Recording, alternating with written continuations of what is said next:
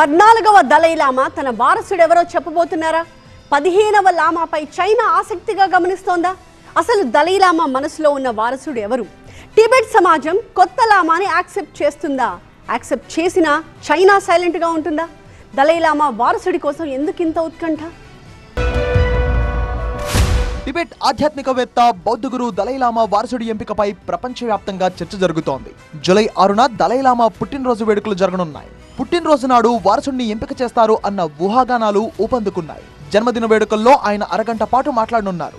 July 2 నుంచి 4 వరకు ధర్మశాలలో నిర్వహించే బౌద్ధ సమావేశంలో 100 మందికి పైగా టిబెట్ మత నాయకులకు వీడియో సందేశం ఇవ్వనున్నారు. ఈ సమావేశంలో హాలీవుడ్ నటుడు రిచర్డ్ గేర్, భారత పార్లమెంటరీ మంత్రి కిరణ్ రిజ్జు హాజరవుతారు. 2019 నుంచి దలైలామా వారసుడు ఎవరు అన్న దానిపై చర్చ జరుగుతోంది. 2023లో దలైలామా ఒక బాలుడి పేరు సూచించిన అధికారిక ప్రకటన రాలేదు.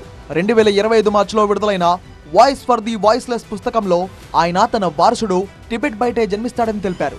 బహుశా అది భారతదేశమే అయ్యుండొచ్చని పుస్తకంలో పేర్కొన్నారు దలైలామా. సోమవారం తన వారసుడి ఎంపికపై స్పందించిన లామా తన వారసుడు అబ్బాయి లేక అమ్మాయి కూడా కావచ్చని కూడా చెప్పడం సర్వత్రా చర్చనీయాంశమైంది. సీనియర్ మత పెద్దలతో చర్చించి చైనా జోక్యం లేకుండా ఎంపిక జరుగుతుందని క్లారిటీ ఇచ్చారు Dalai Lama. Garden Ford rank foundation ఈ ప్రక్రియను సంప్రదాయ పద్ధతిలో నిర్వహిస్తోంది. తన జీవితాన్ని మానవ సేవకు అంకితం చేస్తానని 110 ఏళ్ల వరకు జీవించగలనని చెప్పారు దలైలామా. అయితే దలైలామాకు ఇండియా 1959 నుంచి ధర్మశాలలో ఆశ్రయమిస్తోంది. దలైలామాకు ఆశ్రయం ఇవ్వడం చైనాకు సుతారమూ ఇష్టం లేదు. ఆ కోపంతోనే సరిహద్దుల్లో కవింపు చర్యలకు దిగుతోంది. ముఖ్యంగా లదాఖ్ సమస్య తీవ్రతరం కావడానికి కూడా దలైలామా ఆశ్రయం ఇవ్వడమే కారణం. ఇండియా టిబెట్ స్వాతంత్ర్య ఉద్యమాన్ని సమర్థిస్తూ సంప్రదాయాలను కాపాడుతోంది.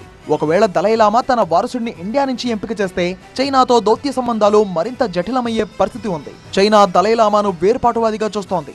అందుకే 2007 రూల్ నెంబర్ 5 ద్వారా వారసుడి ఎంపికను తన నియంత్రణతోనే ఉండాలని వాదిస్తోంది. 1793 కింగ్ రాజవంశ గోల్డెన్ ఉర్న్ ఆచారాన్ని అనుసరించాలని చైనా పట్టుబడుతోంది. 1995లో చైనా ఎంపిక చేసిన పంచన్ లామాను టిబెట్ సమాజం తిరస్కరించింది. అమెరికా 2020 టిబెట్ పాలసీ యాక్ట్ ద్వారా చైనా జోక్యాన్ని వ్యతిరేకిస్తూ టిబెట్ ఆధ్యాత్మిక స్వేచ్ఛను సమర్థించింది. దలైలామా 2 ఏళ్ల వయసులో లామా వారసుడిగా గుర్తించబడ్డారు. ఇలా వారసుల ఎంపిక 368 ఏళ్లుగా ఆధ్యాత్మిక వారసత్వాన్ని కాపాడుతూ వస్తోంది. కానీ చైనా జోక్యంతో ఇది రాజకీయ సంఘర్షణగా మారింది. దలైలామా ఎంపిక నిర్ణయాన్ని తన ఆధీనంలో తెచ్చుకుని టిబెట్ పై పూర్తి ఆధిపత్యం చలాయించాలని చైనా కుట్ర పన్నుతూ వస్తోంది. చైనా ఆధిపత్యాన్ని టిబెట్ సమాజం పూర్తిగా వ్యతిరేకంగా ఉంది. వారసుడిగా చైనా ఎవరి పేరునైనా ప్రకటించినా టిబెట్ దాన్ని తిరస్కరించాలని దలైలామా సూచించారు. ఈ నేపథ్యంలో ప్రస్తుతం దలైలామా వారసుడి ఎంపిక ఎవరు అన్న దానిపై ప్రపంచం ఉత్కంఠగా చూస్తోంది.